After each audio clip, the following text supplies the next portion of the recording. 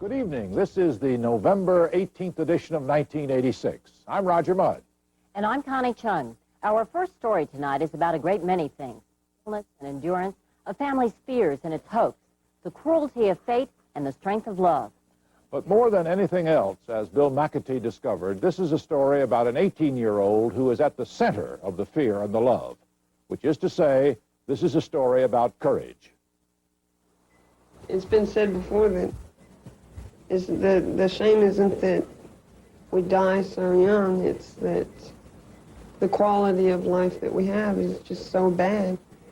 Darrin Bernstein was in a Dallas hospital once again, fighting a disease that afflicts 30,000 young Americans. For the last few years, Darrin has grown progressively weaker. Now, he was forced to undergo major surgery, an operation that threatened the life of the frail teenager. The hospital is not new to Bill and Monica Bernstein. Their first child, Denise, died of CF when she was 4 years old. So the Bernsteins now make certain they're always with Darrin at the hospital. Because even 20 years later, the memories of Denise's death are difficult. We got there, and as we got off the elevator, the doctor said, "Come into my office." And he said, "I'm very sorry. Your daughter is dead." And I wondered, why didn't they at least call us during the night so that we could have been with her, at least for those few hours, so that child would not have had to have been at 4 years of age, alone and dying, with not even her parents to say, "I love you." Oh, my God, you're out there. You want another one there? In a minute. In a minute? 18 years after the death of their first child, and a month before Darrin's life-threatening surgery, we began to follow the Bernsteins. This is a story of what in many ways is normal suburban life. Bill Bernstein moved his family from New Jersey to Dallas 10 years ago because business prospects here were better. His wife, Monica, works part-time at a jewelry store. Their youngest daughter, Beth Ann, is in 11th grade. And then there is Darrin, who is gradually dying from the same disease that killed the Bernsteins' first child. Both victims of a genetic fluke called cystic fibrosis. A CF child dies because the body produces too much mucus. That mucus eventually fills up the lungs. You can liken it, if you're trying to sweep a floor that has molasses on it, you would never be able to sweep that floor. Once you have it, you never get rid of it. There's no cure. There's essentially no light at the end of the tunnel in terms of, we're going to get rid of it, you're going to be a cure. There's only treatments.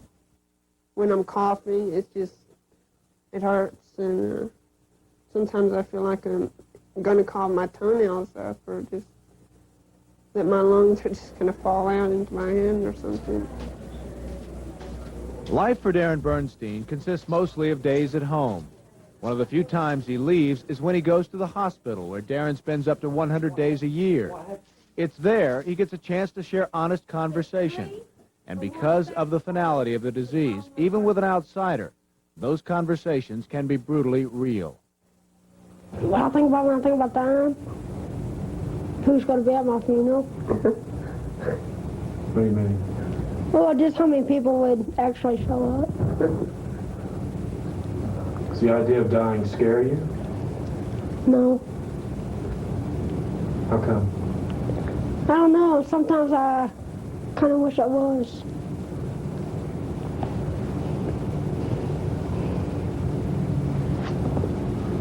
I say that all the time.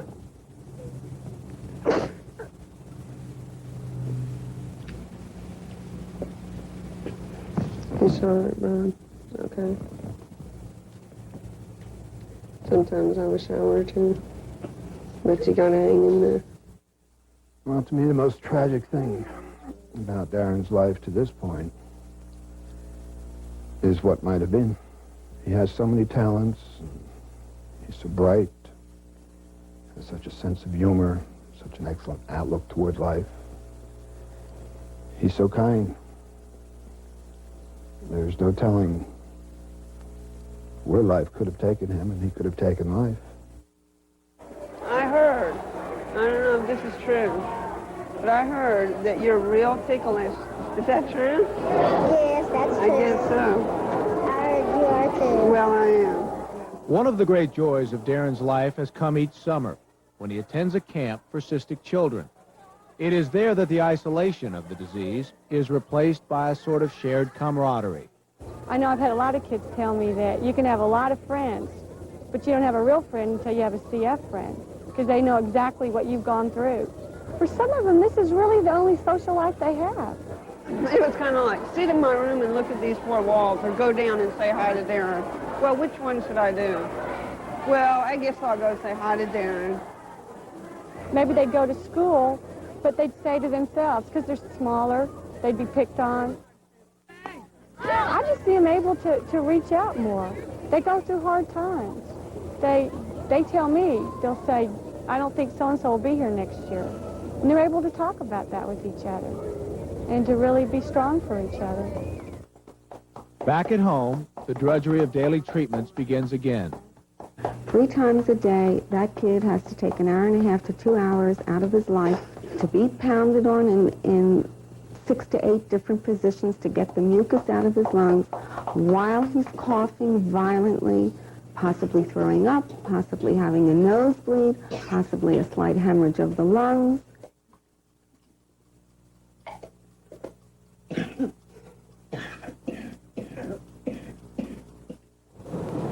As we followed Darrin this spring, we could tell he was getting weaker. His doctors at Presbyterian Hospital in Dallas were deciding he'd need surgery that was potentially dangerous. But even watching old home movies, Darrin cannot escape the sense of his own mortality and reminders of friends he's lost to CF. That's Doug Walker, and he just died about a week and a half or so ago. And, well, that's Ben King, and he was my best friend, but he passed away on Christmas Day of '85 after being in the hospital for just about months.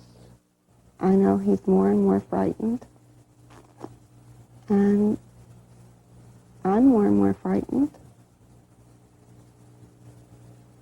And you watch the minutes tick by, and you just keep saying, come on, come on. And that's it.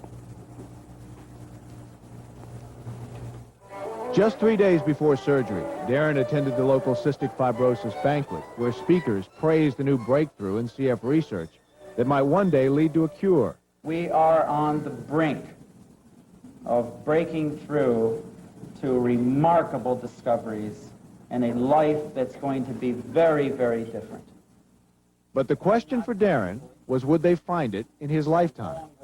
Now that I've heard that there is actually a chance, even just a little flicker of it, it's enough to go on.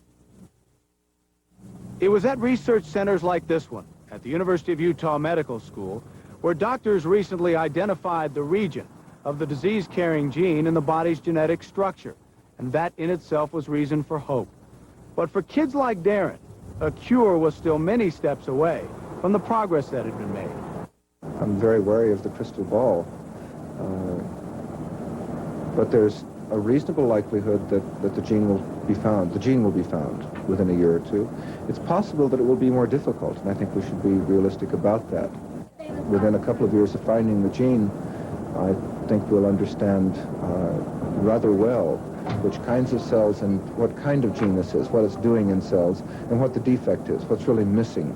Whether that understanding will lead immediately to a way of intervening is just not known. I have to ask you a difficult question. After Denise was born, knowing that you could pass the disease on to your next child, why take a chance on having Darrin? Why not adopt?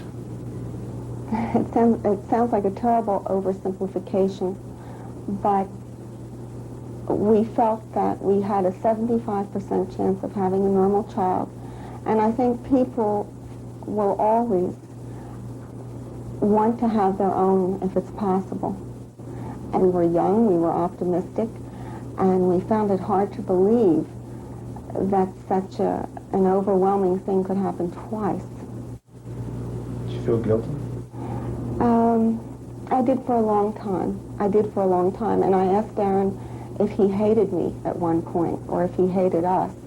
And he said, why should I? He said, my life is wonderful, and I'll take life in any form. I'll take life.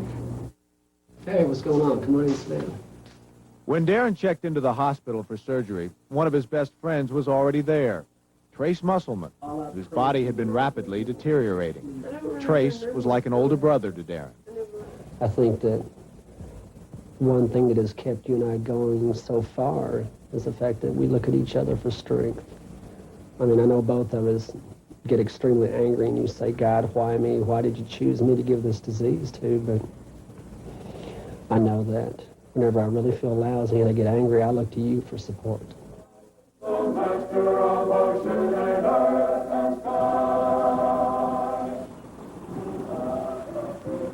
Trace died at 5 in the morning.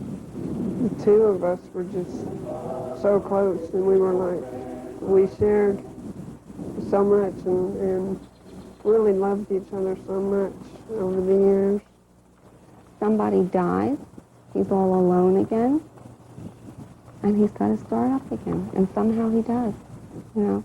In fact, I said to him one time, I'm never going to be friendly with anyone again. I cannot take the loss.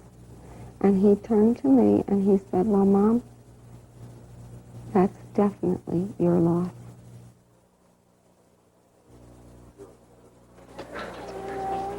Can you stay here while I interview him?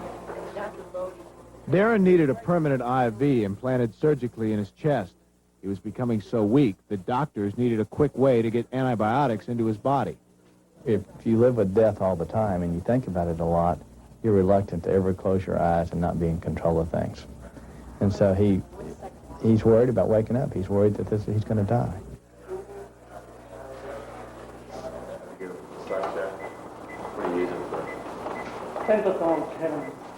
Every time I get sick, I think to myself, well, do I feel worse than last time? Is this time going to be the time that I don't get better?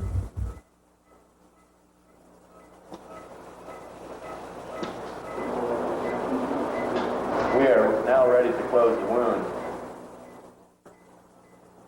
Darrin, open your eyes. The operation's over. Everything went real well. Okay? Super. Darrin's tube is out. He's breathing on his own, shaking his head, blinking his eyes at me, okay? Listen, really a pleasure. And I'll be checking back with you a little later. Make sure that line is ready to use now. Okay? Thank you, let's go. Sorry.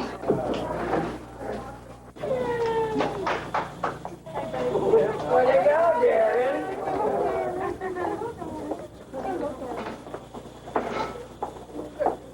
Well, we've been going through this kind of crisis for 20 years. Each time we get through one, to some degree it's anticlimactic because we know in a short period of time we'll go through another.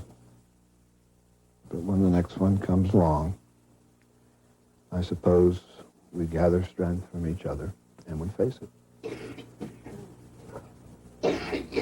I suppose we don't know what suffering is anymore. But we're going to endure.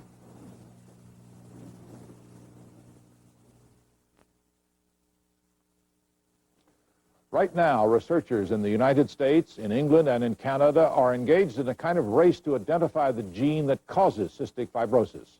When they do, the discovery may in turn lead to a real treatment for the disease from which 30,000 young Americans suffer. As for Darrin Bernstein, he remains as courageous as ever and as ill.